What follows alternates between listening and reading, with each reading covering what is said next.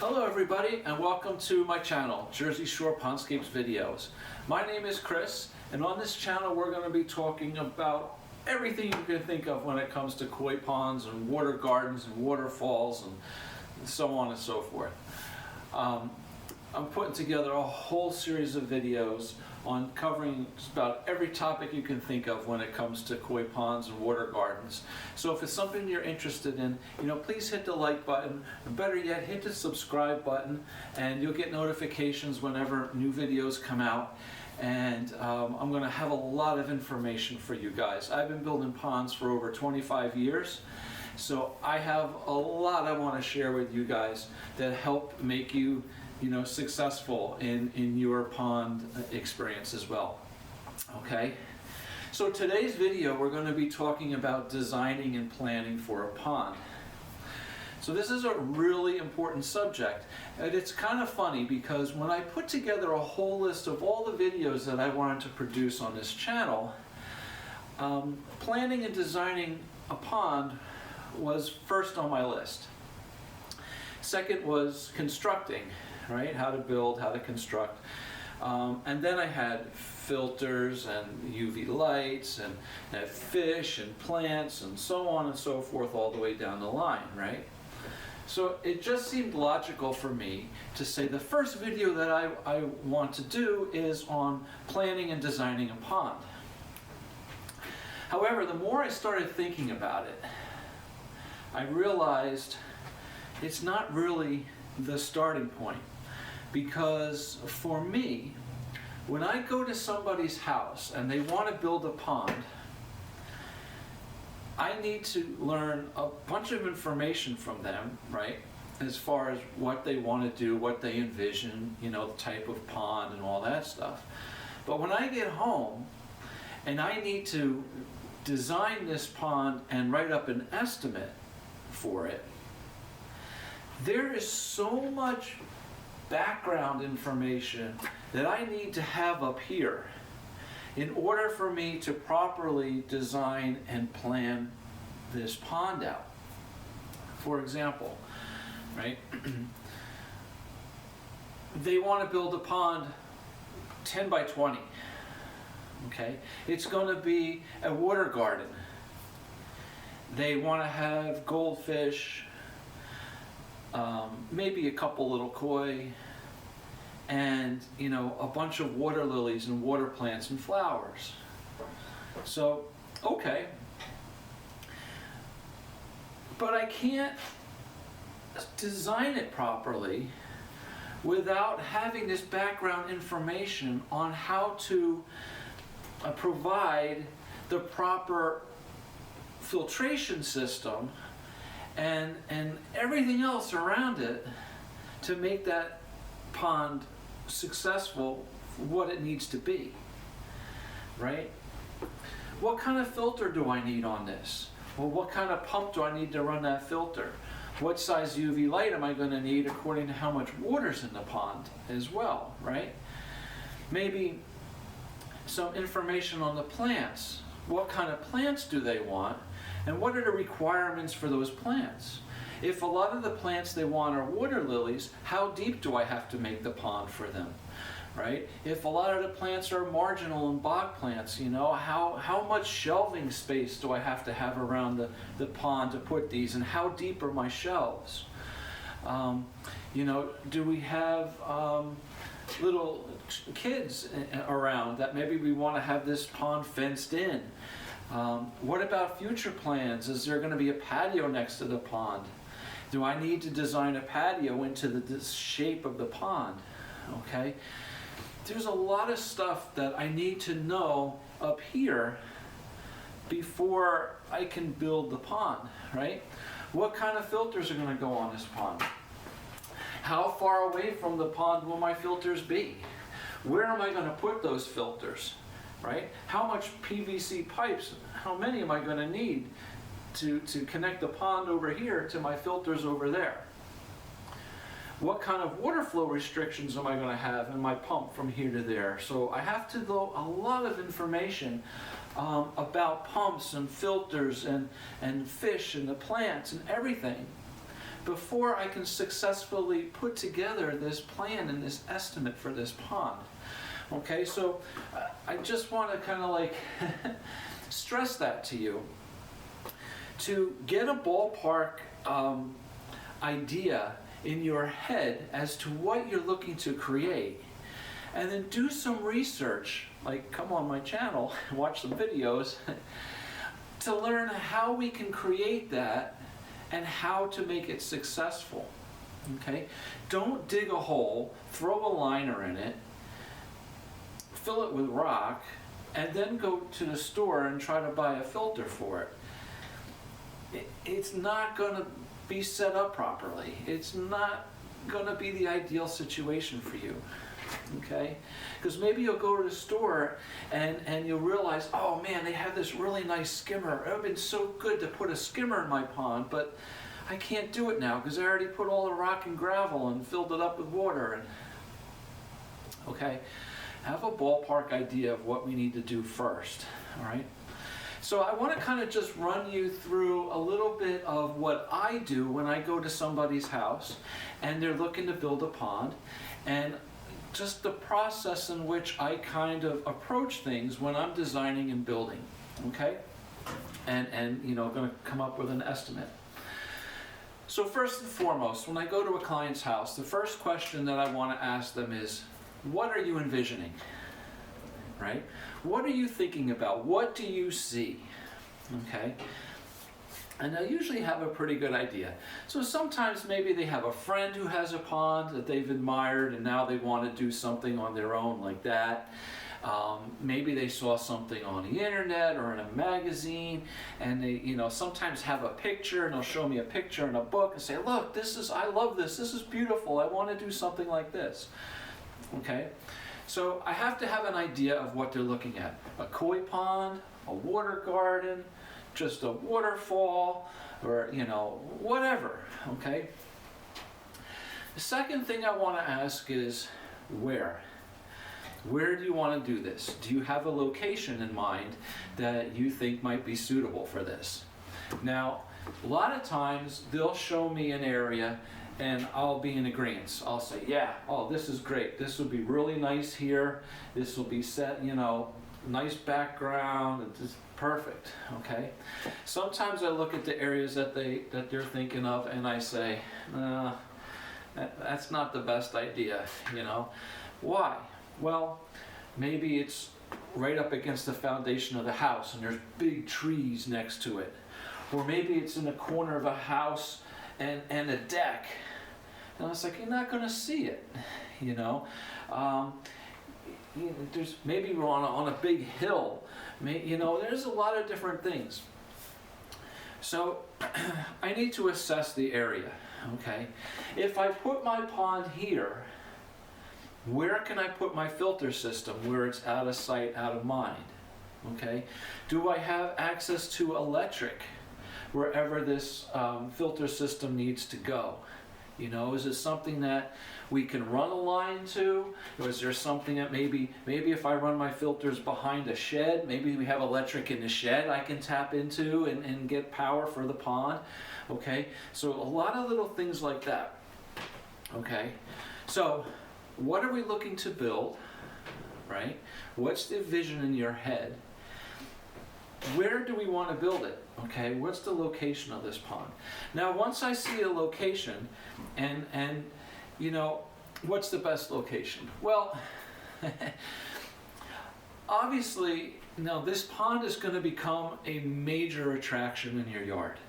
It's going to be a major attraction. Your friends are going to come over, your neighbors are going to come over, everybody's going to want to go out and see the pond.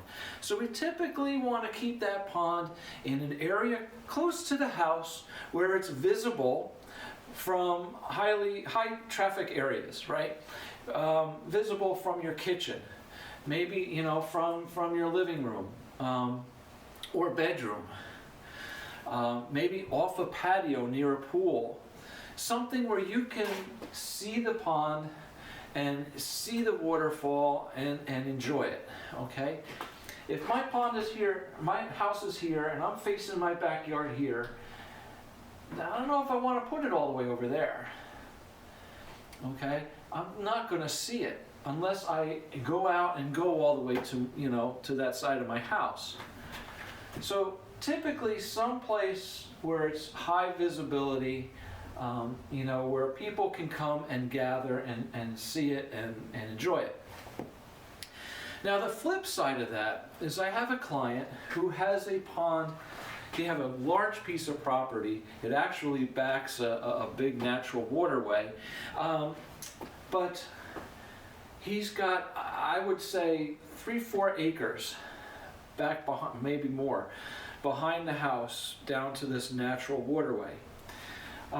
He's up by the house. It's all landscaped. It's really pretty. They have a big patio. They have a pool. They have all this stuff going on.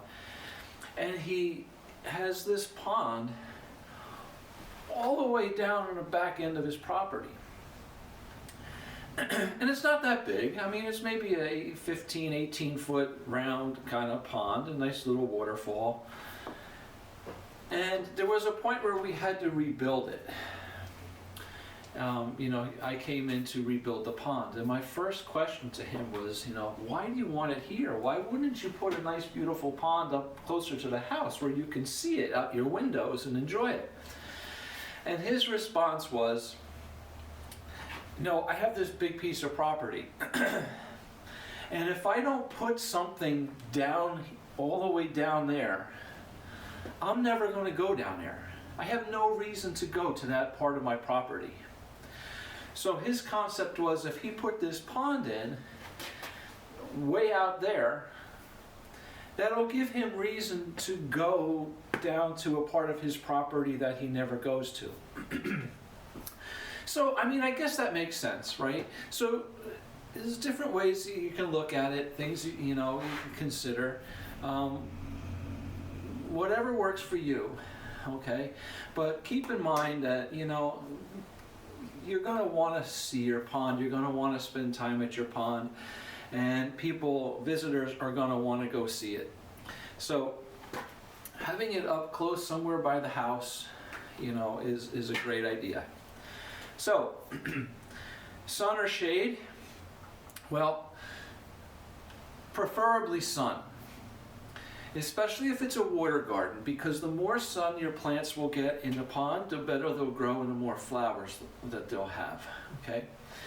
Keeping your pond in the shade is beneficial in the summer because it'll keep, the pond cooler, but you have a lot more debris and a lot more maintenance in the pond when it's under or near trees. All the debris, leaves are coming down, branches coming down. Got to be careful in really bad storms that a big branch doesn't break and come down and fall into the pond and maybe puncture the liner. There's just a lot of debris and a lot more maintenance when your pond is under or close to large trees. Especially, well, any tree, but pine trees, all right? White pines, any kind of, spruces aren't as bad, but they do drop needles, but anything like cypresses or, cedars or pines, man, they shed all the time. Even hollies shed their leaves. But all this debris comes down into the pond. Deodorus cedars, beautiful trees, big mess underneath. Okay, constantly needles, little needles all over the pond. Get clogged up in the waterfalls, get clogged up in the skimmers, get clogged up in the pipes and the filters, everywhere, okay? So just be really aware of how close you're putting a pond to a big tree. It's great to have some shade, but ideally, if we can provide shade for our ponds, the best way to do it is with an actual physical structure. Maybe near, maybe closer to the house so that certain times of the day it gets shaded from your house. Maybe a shed or a gazebo or a pergola near the pond. Something like that is fantastic. Not 100% necessary though, but if you could provide your pond with some shade, there are some benefits to it. Okay, now as far as coming close to big trees, all right, we really need to be careful. When we're digging out a pond and we're cutting the roots off of a tree, we are not only affecting the sap system of the tree, right, the tree's ability to bring water up into the trees, into the branches, into the leaves, we're also affecting the stability of the tree by cutting these roots. So let's just say my chair here is a tree, okay, a large tree. If I want to build a pond here, and I come right across here with my hole, and I'm digging this out, and I'm ripping all these roots out and all this stuff on this side of the tree. All these roots that I'm cutting out, remember, are feeding the nutrients and the water up into a large part of that tree. And now when I cut those roots and all that water and stuff can't go up into those trees, all those branches are going to die. Okay? So, you're going to have this beautiful tree you're putting your pond under, and within a year or so, maybe half of that tree is going to be dying out. Okay? Now, here's the other really big issue. Here's my tree. I'm going to come with my pond and I'm going to dig this whole side out. When I cut all those roots, keep in mind that the roots are what hold that tree stable in the ground. All right? If I cut all these roots off this side of the tree, we get a windstorm and the wind is blowing that way, there is nothing here that's going to hold that tree down in the ground. The tree is going to have no support on this side, only on one side, but nothing here. So when that wind blows, poof, down goes the tree, right? So, really keep that in mind when you're cutting these big roots and trying to stuff a pond under the tree. Always make sure you have plenty of room around that tree for the roots, you know, where you're putting your pond.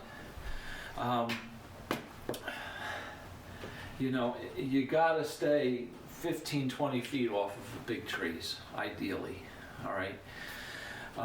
And again, the closer you put that pond underneath the tree, the more debris you're gonna have in the pond from the leaves. Now, trees like oak trees and maples have what's called a chemical called tannins in the leaves. And basically what this is, it is like a sap that comes out of the leaf, and it is a tea color. It's like a brownish rustic kind of color. And if you have a lot of oak leaves or maple leaves falling in your pond, your water is going to turn tea colored. You can kind of see by this picture up here. The water will be clear. Your filter system can keep the water clear, but your water's going to look dark and brown, tea colored. Okay? So keeping your pond underneath these trees is not such a great idea. All right? Yeah, definitely keep in mind that, you know, the less maintenance that you have on your pond, the more enjoyable it's going to be. Okay? So, another thing to consider when you're planning your pond is, what are you doing around it? All right? Are we doing hardscaping around it? Are we planning on putting in a patio? Are we going to do landscaping around it? You know, what are we doing? Where is it going to be? All right? It's all really important to consider for the overall design of the pond. If I know I want a pond and I want to put a bridge over it, okay. Well, my thing with bridges is they have to lead you someplace. There has to be a destination on the other side of the bridge. So if you want to build your pond and then put a bridge over it, obviously we need an area of our pond that's not going to be 20 feet wide, right? We're going to need something maybe 4, 5, 6 feet wide where we can put a bridge over, all right? But once we cross that bridge, what's here? Maybe it's a little patio, a little sitting area, you know? Or is it just a bridge over the pond to your lawn, to your yard? Just have a purpose, but have a plan for it, okay? Because wherever we want to put this pond, we need to figure that into the design of the shape of the pond we're creating, okay? We definitely, you know, I mentioned we have to think about our filters, okay? What size filters are we going to need for this pond, all right? Well, how do we figure that out? Well, roughly it depends on the volume of water in the pond, right? How big is the pond and how much water do I need to turn over to keep it, you know, clean, happy, and healthy, all right? So the way we can kind of figure out how much water volume we have in our pond is there's a little formula for that. And it's basically length times width times depth times 7.5.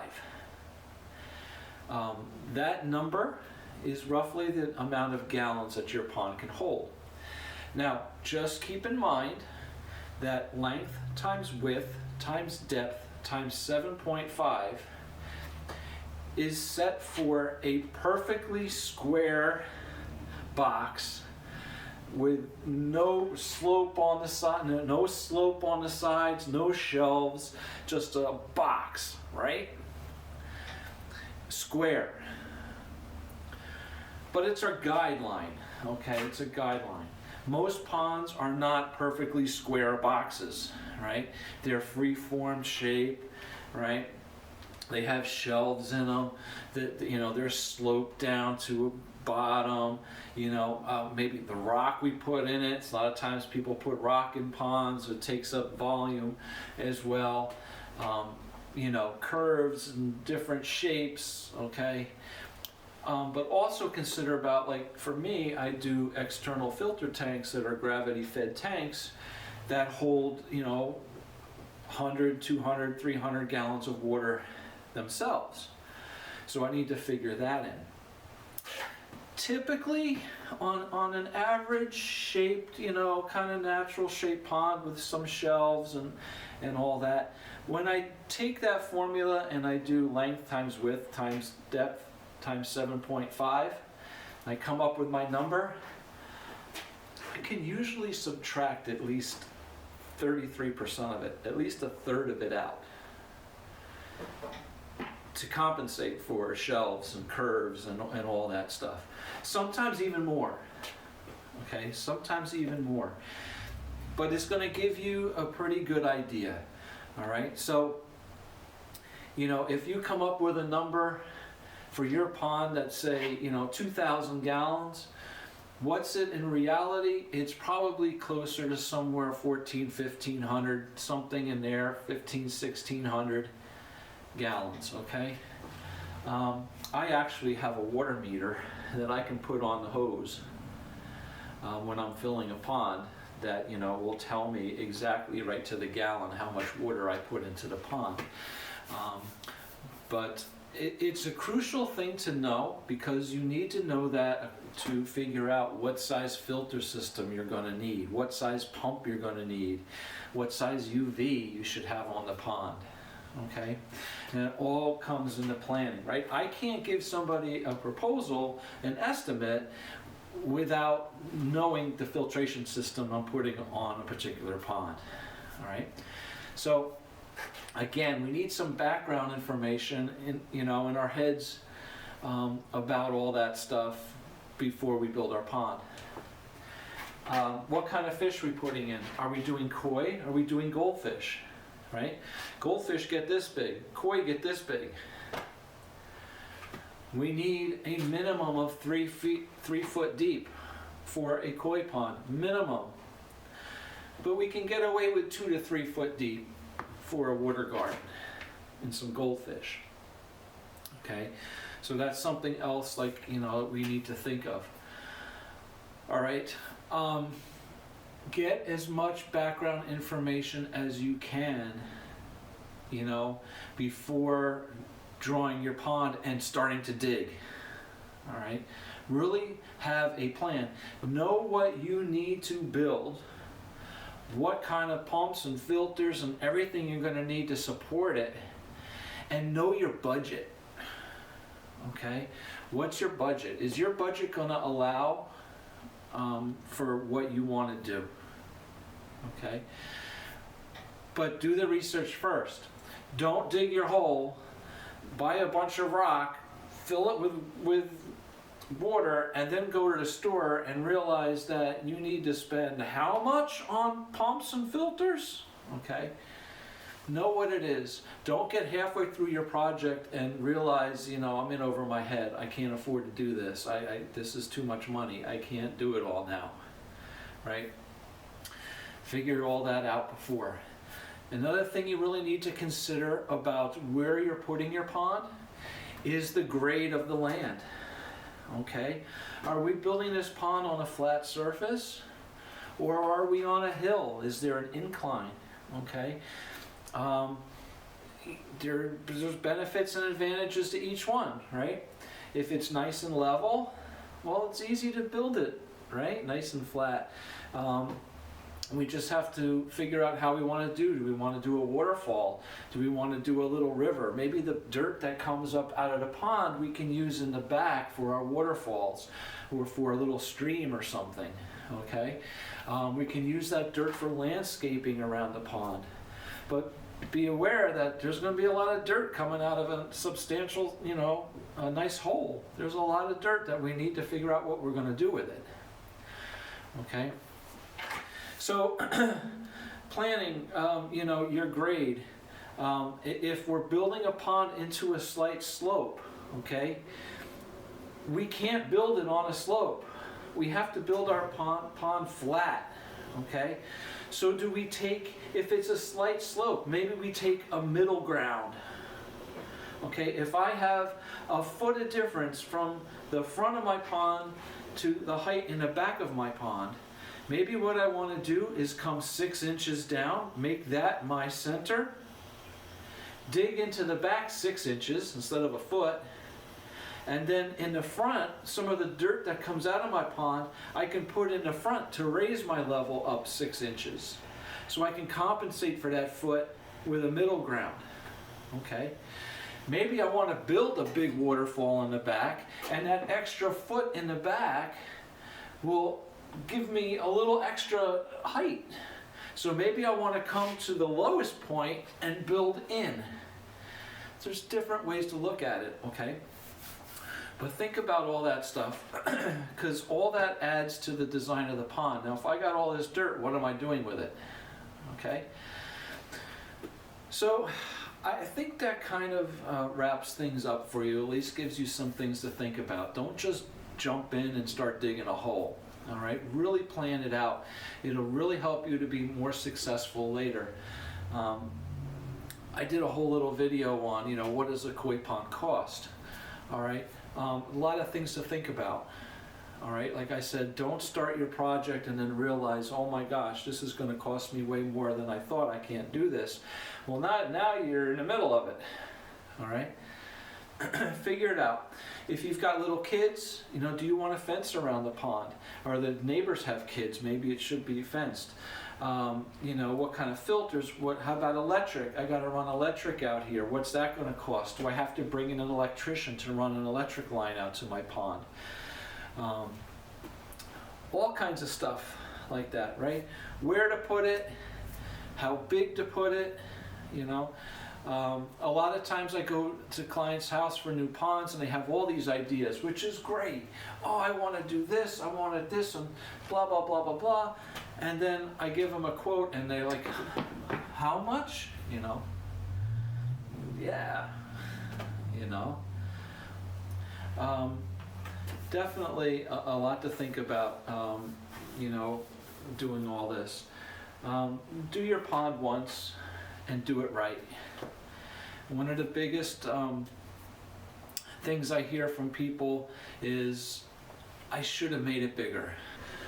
One other helpful hint for you in planning your pond out is to go out in the spot in the area that you're looking to build the pond and take a nice long extension cord or a rope or if it's a garden hose or something, but usually an extension cord or a rope works the best.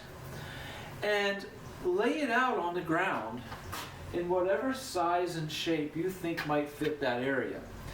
And try to use as much of that area as you can, because you don't want to build the pond too small. Sometimes you may be thinking right off the bat, I just want to build something small and try it first. Yeah, but then what? And then after a year or two, your plants are going to be overgrowing the pond, your fish are going to overgrow the pond, and now you're going to have to rip it all out and build something even bigger. Okay? So just be aware of that. All right? A nice size to start with and to have is something in the ballpark of maybe a 10 by 12 or an 8 by 12, okay, or a 10 by 14 or something in that kind of realm. 12 by 15 is beautiful, but at least an 8 by 12, 10 by 12, 14, something like that is really nice. And the reason why I say to start with that is, yeah, it's not small, it's a nice size, but it's big enough where all your plants and your fish can all grow and be happy for years and years. Anything smaller, your plants and your fish can overgrow quickly. So something like that is a nice size to start with. So if you start with something like that, you're not going to be saying in 2 years, I wish I made it bigger, I wish I made it bigger. Okay? So start off with something like that, plan it out, budget it out, get your little hose or extension cord or rope and lay it out all over the ground. Lay it in the size and the shape that you like. You can move it around.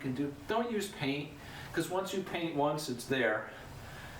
Okay, and I know, like I would be painting, and then it's, oh no, I'll move it this way, and then I got to paint again, and then, oh, let's kick this side in and paint again, and have more paint on the ground. It's going to be crazy. Move your rope around. Once you're done and you're final and you know that's exactly what you want to do, then you can paint it out if you want. Okay, or just leave the extension cord or rope there. All right. So that's definitely some of the best advice that I can give you. And, take your time, do it right. I can't stress that enough. Plan it out, take your time. Do you need a machine to dig this hole? You're going to dig it by hand. All right, it's something to think of. And then what are you going to do with all this dirt when it comes out? And typically you can do berms around the pond. You can use it to build up a waterfall.